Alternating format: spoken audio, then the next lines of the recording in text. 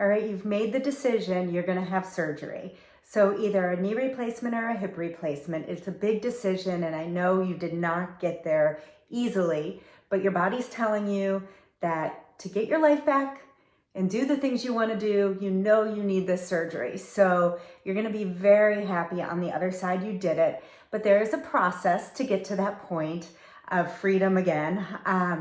But you're gonna just know going into it, you're gonna be better than you are now. You're gonna be very happy you did it. It's just a little bit of a road to get to that point. So let's talk about a few things you can do before surgery to help your recovery on the other side. Take a moment to plan ahead. Think about your home situation, and you wanna make sure, if you can, get everything on one floor. Stairs are something you're gonna be able to do after surgery, but they can be very intimidating. So if you can kind of keep yourself on one floor, living, bathroom, kitchen, or at least somebody to help bring you food, all on one level, for the first like 2 weeks, you're gonna probably feel more comfortable avoiding a full staircase, especially a lot during the day, for that first 2 week period. If that's not possible, it's okay. You're gonna be able to go up and down the stairs, and you have a physical therapist come to your home, and they will help you also do that safely, so you'll feel comfortable. But if you can do that, that's great. And then think about getting some equipment. So a raised toilet seat is so helpful after the surgery. Sitting down that long distance to the toilet and getting back up can seem very daunting and be very hard to do right after surgery. So a raised toilet seat's incredibly useful, as is a shower bench. So getting in and out of the shower for quite a while, you might not want to stand in the shower. You can sit down, and then even when you're not able to get your joint wet right away, you can still just do some, sponging off. But when you're able to get your incision totally wet again, it's safer for a period of time to sit down. So that's a great idea. So raised toilet seat and a shower bench. And then also, if you struggle already a little bit with getting up and down off of a toilet or low surfaces, sometimes grab bars, having those installed ahead of time, can be helpful, and even just long-term to have those at home for safety. It's a nice thing, but either by your shower or by your toilet, or maybe both. Just some grab bars are something to consider if you're somebody who does struggle a little bit getting up and down off of the toilet anyways. And then just eyeball around your house and make sure there's no tripping hazards. So if you have a lot of throw rugs or maybe just knickknacks around, just maybe put some of those aside and pull up the throw rugs, or make them in, put them in areas you're not going to be walking right away after the surgery. And then after the surgery, you're going to be using an assistive device, most likely a walker. So if you're not used to using a walker, I would start practicing when you feel good, just so you're used to kind of getting in the rhythm of a walker, and practice maybe going up and down a curb with it. If you have a cane, you can practice using your cane on a few stairs or a staircase if you have a staircase at home that you need to negotiate. Walkers are challenging on staircases, so a cane is much more doable on a staircase, but it is something nice to practice ahead of time so your brain kind of knows what to do and it's not all new after surgery. Most likely you're going to need somebody with you for a period of time after the surgery for a couple of weeks, just to help do basic, like get your food and your water and help you change and dress, that type of thing. And it varies. Some people need a lot of assistance. Other people don't need much at all. But maybe have your partner, caregiver, whomever that may be, just help practice getting you in and out of bed, like lifting your leg up into bed and out of bed before the surgery. So you're both comfortable communicating with each other on how to do it. So it's not so awkward when you're after surgery, when you're dealing with maybe medications that are making you a little bit loopy and pain, and the caregiver may be a little bit scared because you had surgery. So practicing ahead of time can be useful in that regard. And then thinking about maybe getting a couple pairs of clothes, like shorts that are a couple sizes too big, so it's not hard for you to pull up something that's tight. You want to be in baggier clothes, things that are easier to get on and off. So maybe a couple pairs of shorts that are 2 or 3 sizes too big for you, and just have those handy for after surgery. Now, after your surgery, you might have precautions from your surgeon. Those are very surgeon specific. So it ranges across the board. It's even regional. Different areas in the country tend to follow, surgeons may have slightly different precautions after surgery. And that is something you need to adhere to. So I would understand those surgical restrictions or precautions ahead of time. Often facilities, maybe through your orthopedic surgeon or your physical therapist, they might offer a pre-op educational class, and I would encourage you to take those if that's something that is accessible to you. You learn a lot about the specific protocols from your surgeon and what to expect in terms of physical therapy immediately after surgery. Usually hip surgery, hip replacement has a few more precautions than knees, but again, surgeon specific. And usually it's based on positioning with your hip.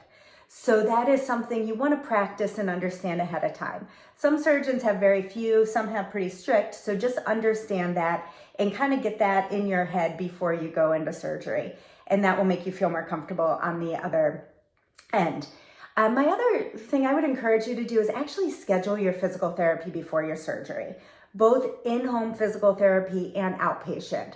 Where I live, unfortunately, there's often a waiting list for people to get into physical therapy. And after you're coming out of surgery, you need to get into that physical therapy right away. And it can be pretty frustrating if you call and there's an appointment in 10 days or 2 weeks when you need it right away. So if you can schedule ahead of time, both somebody coming into your home and then for outpatient. Now, outpatient can vary in timing when you're actually going to start that after surgery. Because you're going to do some in-home therapy most likely. And that can range from a week to 2 weeks, maybe 3 weeks on the longer end. So it's hard sometimes to know when you'll finish and make that transition to outpatient physical therapy. But if you can get some appointments lined up, I would encourage you to do that because starting early mobility is so key. And speaking of physical therapy right after surgery, it can be really uncomfortable initially because it's hard to move a joint that's been replaced, but the earlier you move it, the better off you're gonna be. It really reduces risk of scar tissue forming. You're gonna have, the quicker you get your mobility back, your range of motion back, it's gonna make your recovery that much easier. The longer it takes, sometimes you do build up scar tissue around the joint and around the incision that then you have to break that through that too to get your motion back. So if you can get your motion back early on, it really is useful. Now, you're gonna work with a physical therapist and they'll guide you. Nobody's gonna make it unbearable for you.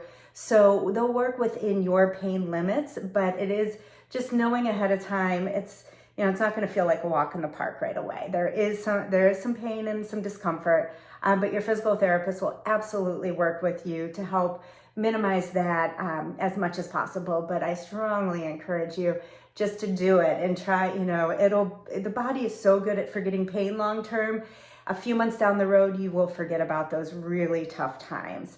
And that being also on the topic of pain, your physician will have a pain protocol for you in terms of some medication. And if you tolerate the medication and you're comfortable with it, I would take them as prescribed. Some people want to tough it out and not take the pain medication, but often you get a little bit fooled right after surgery because you still have some of the effects of the medication they gave you during the surgery in your system. So you might not feel as much pain initially as you do on maybe day 2 or 3 after the surgery. So take the pain medication as prescribed by your physician to try to stay ahead of the pain, because if the pain gets to that really intense point, it can be harder to bring it back down rather than just staying ahead of it.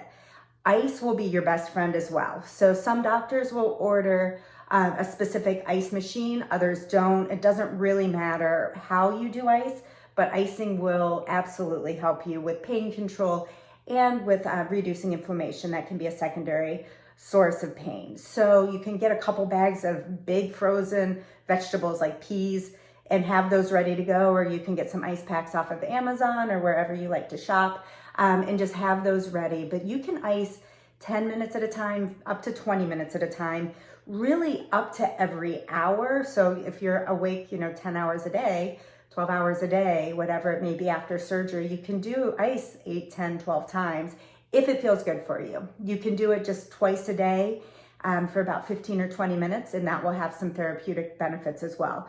But some people really like having the ice on because it does help take the edge off the pain. When you're in this, it's hard to, right after surgery, sometimes remember why you did it, because it can be a little bit tough those first couple weeks. But just stay with it and remember the big picture. You decided to have the surgery because there was pain limiting you and something in your life that you couldn't do because of this pain. So at those hard moments, just remember what your goal is, the big picture, why you did this, and know that you will absolutely get back to a reduced level of pain, and you will get back to doing the things that you want to do. So try to keep that perspective when times get a little bit hard.